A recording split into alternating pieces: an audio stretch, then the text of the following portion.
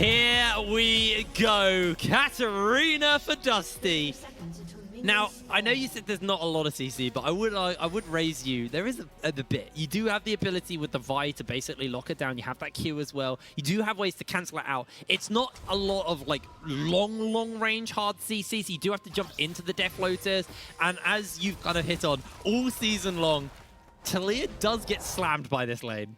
And I think for me, even though I cede authority on this, I've played enough against Katarina in my time. I play my AP Assassins too, and I played a lot against that champion. I mean, when Katarina's in the game becomes about Katarina. And if you slip, it becomes about, if you slip up, things go wrong. If you give one roam priority over, suddenly that's a double kill over. And that means that the Katarina starts popping off. So here's the thing. I was wondering if Backland was going to go towards Conqueror or he's going to go First Strike. If he was going First Strike, that meant he was going full Blast Cannon, full AP, Rocket Belt and whatnot. But right here, I think he's going to favor the Sunfire build, which means that he gets to be very tanky. So when all the CC lands from the Vi, if he's the target, then he won't get to die as easily with the Sunfire. You go towards a Nasa Suit, which gives you all the passives that you need. You've got the attack speed, that scales really well with your ultimate. You've got the on-hit, and you've got the AP. So every single bit of stats on that Nasa Suit really favors Katarina. So first thing, I'm expecting the Bami Cinder gets a bit priority in lane. You get a little bit of the damage from the Bami Cinder, but you also get the all-in potential. And then later on, when the Magus is coming in, I was actually speaking to one of the rank 1, actually, US Katarina on the server, and he was telling me how Magus is so pivotal for this Sunfire build. I wonder if it's good for any other champions. Because the AP damage that you're missing... no, they're both off. Because the AP damage that you're missing from your mythic item comes back through assists because you're so tanky and you don't die very often. Yeah, and of course, starting off with the Dark Seal, it is also like a beginner item which can snowball very, very well. And when you're a Talia, you don't have an option to not push in this lane, which means you're at risk of getting ganked. Trundle, not the strongest early ganker, but just as slow when you're shoved up can be very, very difficult. So I'm looking at X7 on the other side of this because, let's be honest, we're going to talk about the Katarina team quite a lot this game. Let's do our due diligence and put X7 on the table too.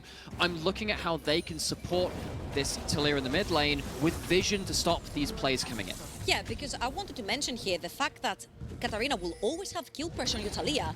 Viking knows that. X7 know that the Talia is under threat the entire time, especially after level 2. Exactly. So how much vision, how much actually support and bodies are you going to throw towards that mid lane to keep her alive? I also think, we need to look on the other side. You still got Attila who's going to be on this. Cive is going to be scaling up. You've still got the other team as well. You got Dusty.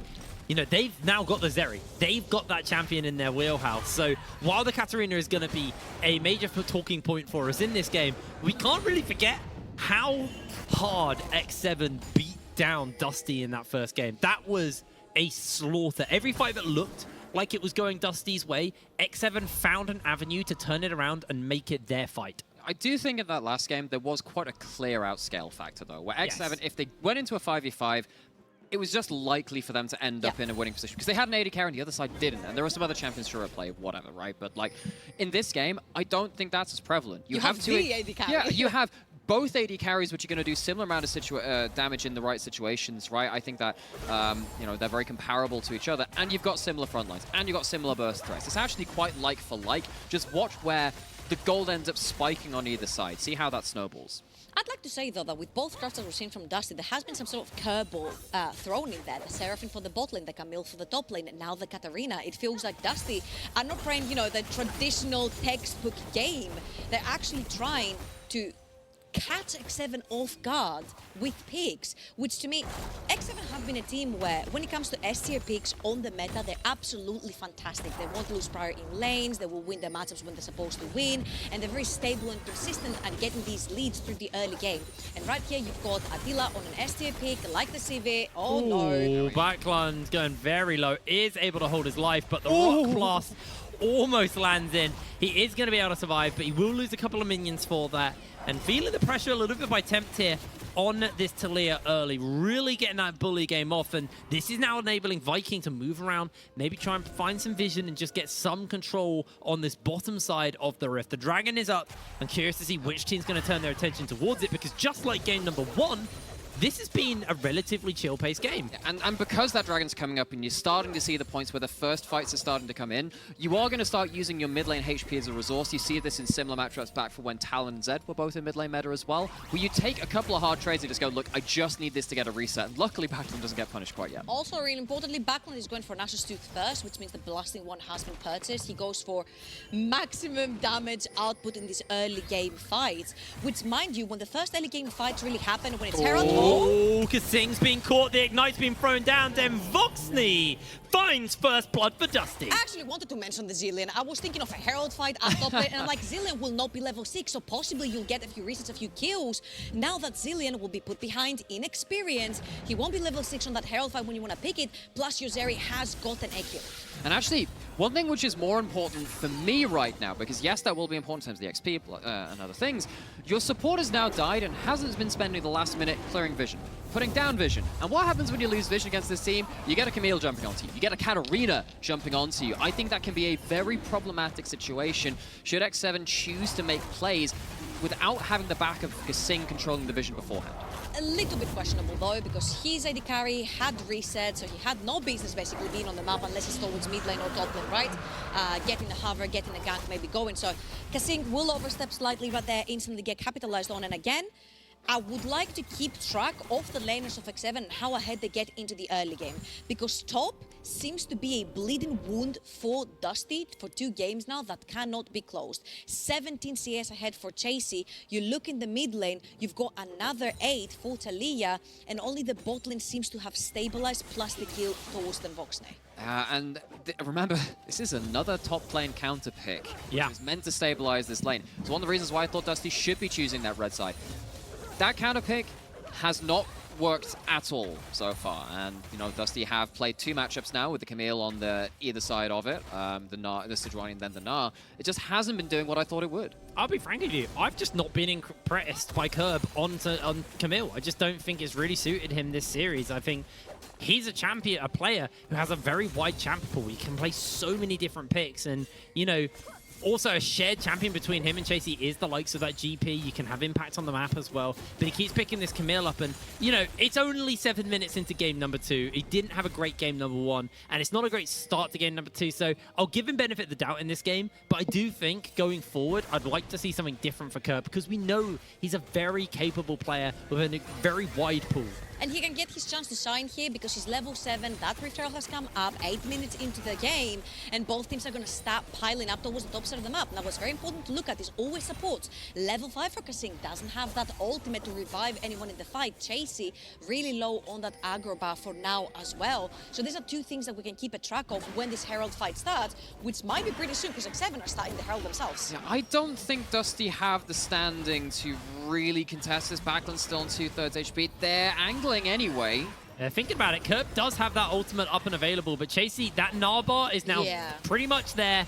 I think it's time for Dusty just to cool it. Stend, though, and Kerb are hanging around. I think they're just threatening it in case. Nah, because if you see on the map, Attila has also roamed all the way from bot lane. He was seen in the mid wave, which means Dusty do not want to take the 4 versus 5 gamble right there. They will fall back to their lanes. They will try to farm up and hopefully maybe pick up a fight on the next Dragon 2.5 minutes in. They've left them Voxney all alone in the bot side of the map, and now Dusty is the one who's the recipient of these early game playthings towards the bot side.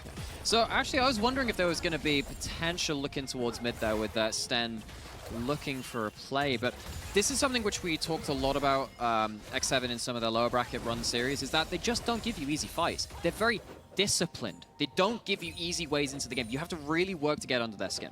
Do you know who's been quiet this game as well? Viking. Viking is the guy that we wanted to look at going into this game. He's been playing really, really well in that first game, and as you can see, versus Linkus, it tells a different tale. Like, Linkus plays a little bit more reserved. He's got a higher KDA, but that kill participation as well also favoring towards Linkus. Viking, though, he's just got better stats. He's just got better stats, but then again, you know, there are more games coming out from Linkus versus Viking. That stats can be really hard to read into sometimes. Really easy to read into what's happening topside, though. Viking puts the Herald down, a lot of plates down, and Chasey, ever lane dominant, getting more bang for his buck. Tempt also roaming towards the top side of the map, has the wave. Yeah, they are actually bringing quite a few people over. They're going to take out the Herald. Dive should just be about done as the seismic shove is dodged away by Linkus. And Yeah, they get a whole bunch of plates given over to Chasey. Viking, that's kind of like the first thing he's done this game. 4 plates topside. I think that's a pretty good move. So last time we saw Viking play the Vi into a Rakan matchup, every single time he saw the Rakan press ult, he would ult him down so he can't get into the backline and stun people. But I feel like now he's in a situation where he has to choose between, do I stop the Katarina ultimate from going down, or do I stop the Rakan from reaching the backline and then possibly allowing Camille to reach the backline as well and follow up? And either way, if you make that mistake and one person dies, things explode real quick. Now, luckily, you do have a Zillion ult to help you with that too, but it has to be on You X7. can die once. X7 have shown how they can play defensively across the map and in team fights. They have to show it again. It is very important they do it again. I think it's also very important to note is Dusty aren't so one-dimensional this time. Yes, it's all about Katarina. I know we're going to say that a lot, but you know, they still have Voxney. They have, you know, Kirby can be a threat. They've got a lot more threats, a lot more ways to play this game out. When last game, it was kind of like, if Backline kills Attila, they win. If they don't, they don't. Seeing set up potential for this Dragon Spawn now. Dusty, of course, picking up that first one, but trying to get that vision control. See if they can keep it. And they have no teleport onto Chasey, who is going to actually potentially sacrifice that dragon and allow 2 to go over to Dusty so he can get further ahead towards the top side of the map. He's about 20 CS ahead. He's cashed in on every single turret plate on the top side of the map, and the wound keeps getting bigger and bigger towards the top side. I'd like to say that Chasey has been an absolutely fantastic Gnar, and the way that he utilizes when he takes a tower very early on is that he uses his Gnar bar, and every time it's full, he will try to join a fight for X7 and try to bleed that gold lead into a team fight.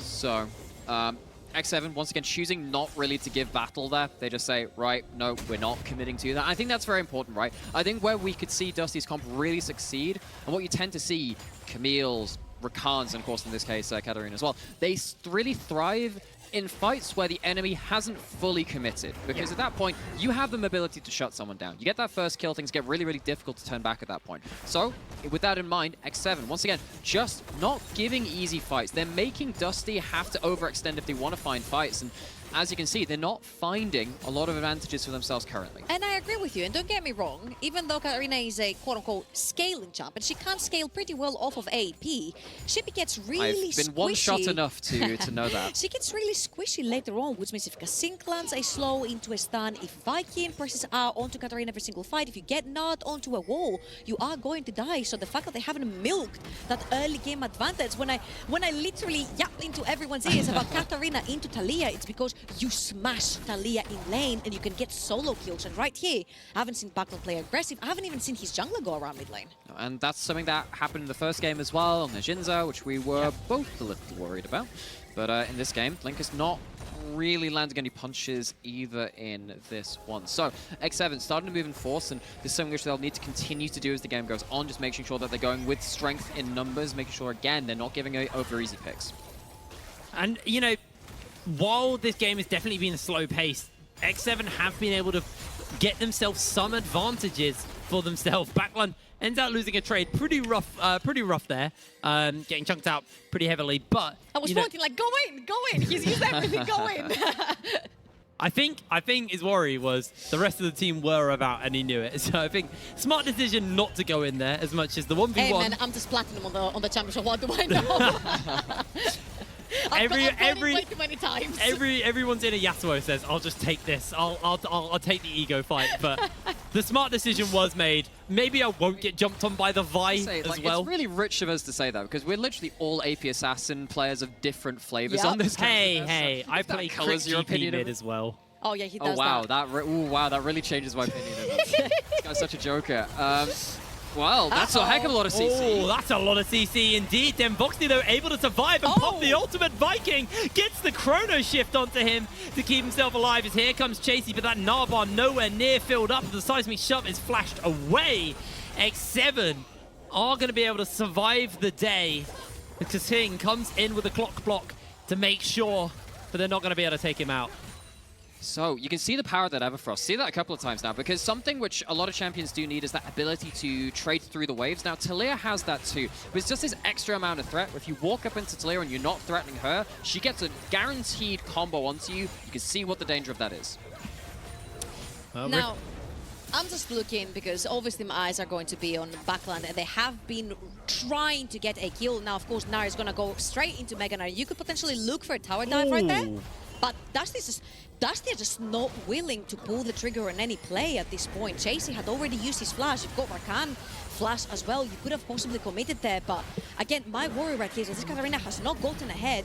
You're behind on every mythic. Nashor's Tooth not completed, and Nashor's Tooth, yes, is your peak item. You are going to spike on that one item, but by the time you have it, everyone's going to have an hourglass, and there's a zillion on X7.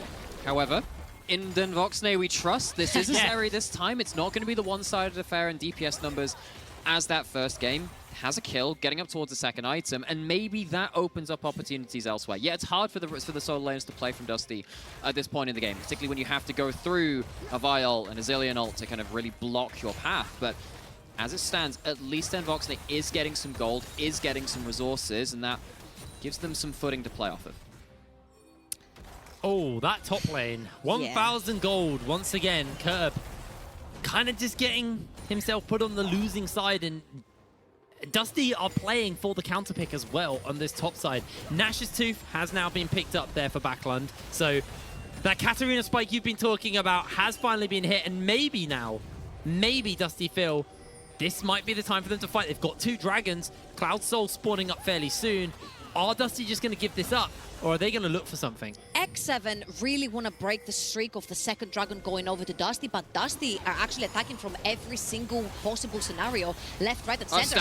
Oh, Sten jumps in, catches onto one. They do look to pick everybody up for the moment as Viking stands in the middle of everyone. There's the Katarina roll. Gonna get the revive popped already. 1 kill picked up for Dusty. 2 kills for Den Voxne as Chasey is gonna go in for the quick evolve, and he's gonna be A-OK. Kasing tries to find a bomb to steal this dragon away, but Dusty are 1 cloud away from Soul. I'm just gonna say it right here, guys. Katarina is a bait in this game. It's all about putting the pressure on Backland to get all the ults on him, and then Voxne keeps free hitting. We mentioned that if you Vi ult the Rakan so he can't reach your backline, then Katarina gets the ult for free. If you Nara ult the Katarina, then Zeri gets to walk and hit for free, and this was the case again. Then Voxne got out of this one with 3 kills. Yeah, and you really have to look at how many cooldowns X7 use to kind of try and disengage this fight right from the off. They don't have the Mega Nart early. They've used the field very early, and the Zillion ult doesn't save multiple targets. Too many people get caught up in the mire, and the Sivir is one of them. As soon as the Sivir is down,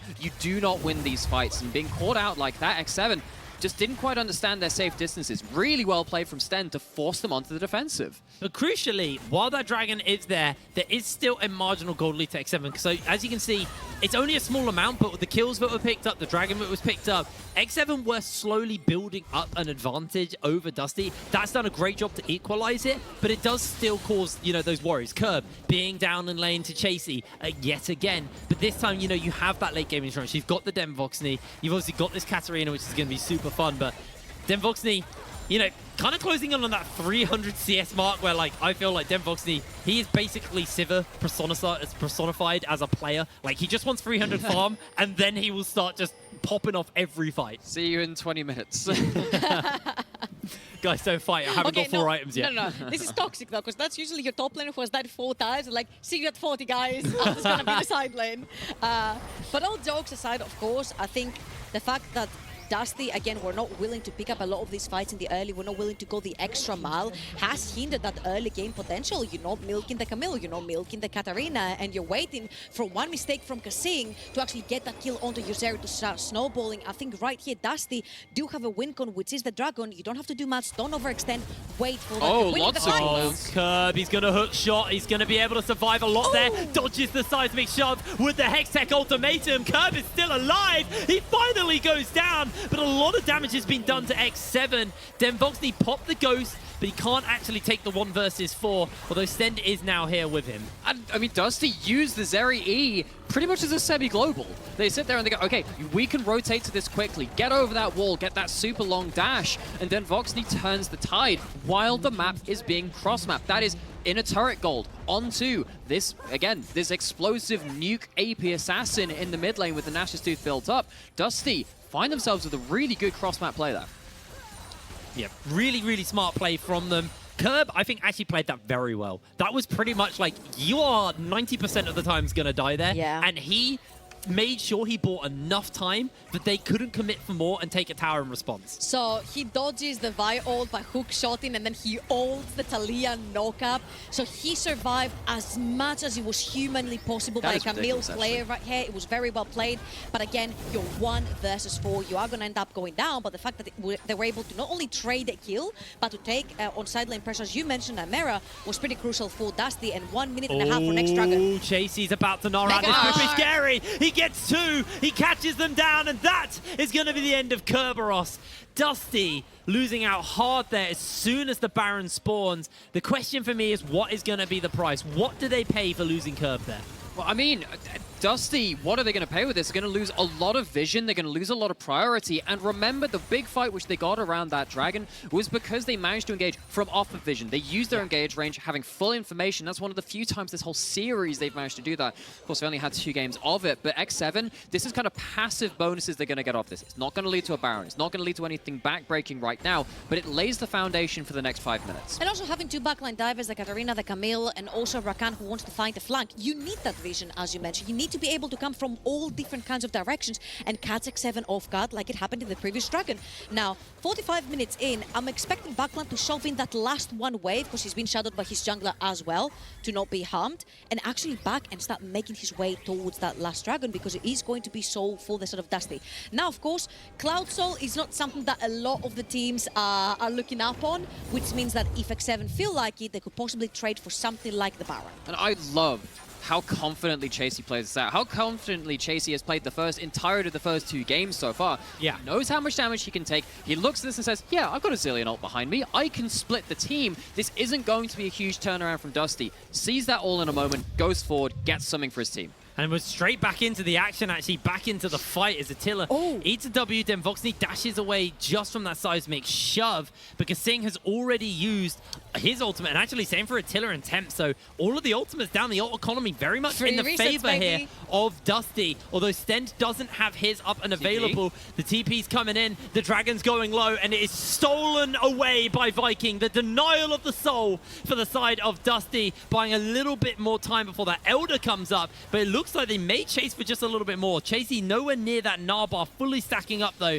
so Dusty should be able to get away. That's actually really upsetting. The unwillingness for Dusty to engage a freaking fight. You've got a Karina, you've got a Camille, you've got a Trundle. Throw up your pillars, try to catch someone off guard. There were 3 crucial ultimates that were used from the side of X7. Use that to your advantage. I feel like it has been hindering Dusty the entire series so far. Their unwillingness to try and reach above and beyond. This is probably the most extreme example we've seen of that so far, because you're right, the ultimate economy was so far in Dusty's favor. You had Flash and you're Rakan. I guess the worry is that with something like a Talia, you only have about 2 seconds of downtime on the Unrivaled Earth. It's very difficult to find a timing window, but even with that, that is as good as it is going to get. If you are there just sightseeing around the Dragon, you need to rethink your way about approaching these objectives, because that obviously didn't get you the advantage you wanted. And also the fact that Zeri is scaling into the late game, it doesn't mean the Sivir isn't, because the Sivir has a huge front line. It's got the zoomies coming in from the Zillion and the protection. So if you keep the Sivir alive to start free hitting, look at all the melee champions that you have on the right side of the map, the Rakan, the Katarina, the Trundle, the Camille. If these guys dive into you and you're able to protect Attila onto the Sivir, you're going to be free hitting for free. And that's another very hard hitter in the likes of Sivir that likes to hyperscale into that late game. It's actually getting very hard for the side of Dusty to take this mid lane tower. Now that Sivir, you know, 2.5 items in, almost got that IE, and it's just making short work of any wave that goes remotely near that mid lane tower. So if Dusty are going to try and open up more of the map now, it is going to have to be them catching X7 on a moment and being able to punish on that. And so far, I think the lack of committal from Dusty is starting to be a bit of a glaring problem. I think this is a little bit kind of testament to the character of the team. They've loved to play for team fights. That's what they've typically wanted to do, but they don't have easy team fights. So they can kind of, put it this way, they're a good enough team to know when a fight isn't good. Yeah. This comp is making it hard to find clean team fights. You have to play more skirmishy. having a very tanky AD carry can help with that. Yeah, he is able to survive a lot as he gets caught out by the ultimate, but he's going to stopwatch immediately. Viking in the middle of Dusty will lose his life, and that is going to be a lovely pick up there. Backlund tries to jump forward, but can't actually go for a little bit more. Viking bought a lot of time with that stopwatch, but X7, all they could really do was just watch him fall. I'd like to say that the only thing that's saving Dusty right now with their unwillingness to engage is the fact that they have a superior comp when it comes to playing in these choke points. The Trundle is so tanky, can sit in front of everyone, soak up all the damage. Kerberos have done a fantastic job at dodging around, and again, that Vox, when it gets engaged, doesn't even die. And you know what else is saving them? The fact that they have a Titanic Hydra and they have a Immortal Shield Blow and a Stopwatch built up on their AD carry. It's not going to be full 3-item crit from the Zeri, but in this fight it pays off. All the crowd control goes onto an AD carry, which is harder to kill than normal, and it gives Dusty the ability to peel back. Also, I want to give credit where credit is due. Kerberos stopped Chasey from entering the fight. He had Mega Knight, he had ult available, and all of Dusty were playing on that wall, and it could be very dangerous if he could join. So, credit where credit is due. I think Kerberos has been using his ultimate very well to try and keep Chasey out of these fights, and you see that the only engage possible from the side of X7 is Vi pressing R, and Chasey possibly finding that huge Mega Knight, but Kerberos is not allowing Chasey to do anything, and when Viking dives in, he's too squishy and he just dies. I want to pose you a question here, Trouble, because you talked a little bit about the Katarina build path. We got a Leeching Lear coming in, the Riftmaker. I got the first part, not the second part. So you were kind of saying, oh, it's Proto Belt, the squishy build, or Sunfire, the kind of more tanky, sustainy build. What's this? So right here you're going for that late game scaling, which is very Dusty-esque. They're waiting for these late game fights, and what Riftmaker does is it gives you this late game scaling scenario onto Katarina. Not the favorite item for many Katarinas, but again, this fits the playstyle of the team, and since he's the only AP damage dealer in the team and he's the assassin, he's going for the full AP scaling. Now, am I a fan of this? Not really. Does it fit the team that play the style the team wants to play? Possibly. You know when you see your eye, have you ever had like those moments where you see something you've done? Yeah, I was about to say. Like, oh, my sweet summer It's child. like Everfrost on Ari, Nymeria. Well, no, I think Nymeria finally experienced what we all experienced when he talks about Ari. That was the first time he got to look in the mirror there. But what happens is when you have variable builds, is you're building for the role you want to have within your team. And if you're trying to burst out around team fights, you're going to have to work that extra little bit harder for it. Maybe there's some options with the sideline in this build, having sustain to maybe chunk through someone like a Gnar. Dusty haven't gone towards that, though. They're going once again towards the Dragon. They're going once again towards that Soul. But remember, last time, they had the golden opportunity to engage, and they chose not to. What's going to change this time? They're just going to be sightseeing again? This time, though, they do have Stand and his ultimate. He's going to try to find the flank from behind the Dragon, which is the most obvious place for a Rakan to be, right? They're going to clear up that. And I'd like to see... Oh, the wall goes down just to separate for the moment. It's too early, no? But here comes Curb and Stend on the flank. He's going to jump in with a flash. The Dragon secured by Viking, and the fight erupts. Viking goes down. A two-man side shove, though. What a Gnar back! And it's 2 kills onto Tempt. They catch out onto Den Voxney. He has nowhere to go. Backlund can do nothing but watch as his AD carry goes down, and Attila is bolting towards Backlund. Backlund's able to jump away to safety, but that is X7 taking the fight. Archeron must be grimly nodding somewhere in the background. It's past 26 minutes. It's past 3 items. Attila comes to play and added so much damage. Just watch the amount of ricochets that shred through Dusty. And honestly, I felt like Stand had a fantastic engage right there, getting Attila, getting Tempt. Backlund has that flash to reach the backline and just doesn't push the trigger forward, which means Katarina has done 0 damage in this particular fight. And in the picture-in-picture, we also see that X7 have secured themselves the Baron. So, I think I counted right. I think that was 21 auto attacks from a Sivir into the enemy team there. And all of them will have been ricocheting. 21 auto attacks with 3 items. You cannot allow one of these Premier AD carries that much auto attack uptime. Dusty, they fire their shot very late into the game, and that is not the direction they wanted it to go. It just did not work out. Honestly, look, though, Den Voxney was trying his hardest there. He was playing that fight as well as he could until that seismic shove hit. Beautifully placed there by Tempt, and Tempt really set his team up for success there. An amazing Gnar ult from Chasey to follow as well. Really, really crisp stuff from these guys. I'm so upset, man. I think playing Katarina's double-edged sword. You're either going to be the inter or the hero, and Backland has chosen to do neither this game. I choose a third option. It's kind of hard to see because Katarina is one of these champions that wants to upstand from teamfights. She loves chaos and she loves skirmishes, and we haven't seen any of that. And in that particular teamfight, he had the chance to press flash and get straight into the backline. There's a flash on Temp, but how much can they get here? And then just get in! Just kill him! It's Kill him! They're not. He's No, wait! That's no idea. No! They're Yes! gonna jump in. Tempt gets them both. The teleport comes down, and Dusty. No! It's insane how much they are just questioning their ability, and Backlund will lose his life here. The CC chain is going to be too much. He won't be able to press his R key, and Attila is on a killing spree. Dusty falling victim to their own indecisiveness. Baron, Dragons, everything is starting to go the way of X7 as we move into the late game. I'm just going to quote something from an interview. I think it was done after the Excel series where he said, if Dusty show up to play the game, they have chances. If not, they might be out. I don't think Dusty is showing up to play the game in this series, and it's very underwhelming to see. I'm also going to quote something. There's a very famous book made into a movie called The Life of Pi, which has a very timeless quote for me. This is like choosing immobility as a mode of transport. I sit here and I get that fog of war is a thing. I get that you're worried about the communication. I get that there are on-stage jitters. But if you're playing a composition with this identity, you need to be playing a different way. Dusty, I don't think we can afford to see them do that again. Oh, good flash pillar. Vikings being popped. Voxney is not going to get the kills because Curb slides in and takes it away, but he's actually chasing down Attila here. Attila still has ultimate, still has Ghost and Flash, so he's going to be okay. And Tempt also making sure on the side that there isn't going to be no Trundle coming in. And I think the only positives that are coming from Dusty and the only kills that they're netting for the team are coming through Voxney. And I think if Voxney doesn't put a 1v9 upset-like performance in this particular game, Dusty are in really freaking deep waters. Tempt on that Aliyah, not punished at all. Attila onto that Civi, has died once in one fight, never ever again since. Has got his 4 items. Chasey has bled all that early money that he took from 5 tower platings and that early tower. And every single fight he's getting fantastic Mega Nas onto the backline of Dusty. So every single gear on X7 is working perfectly so far.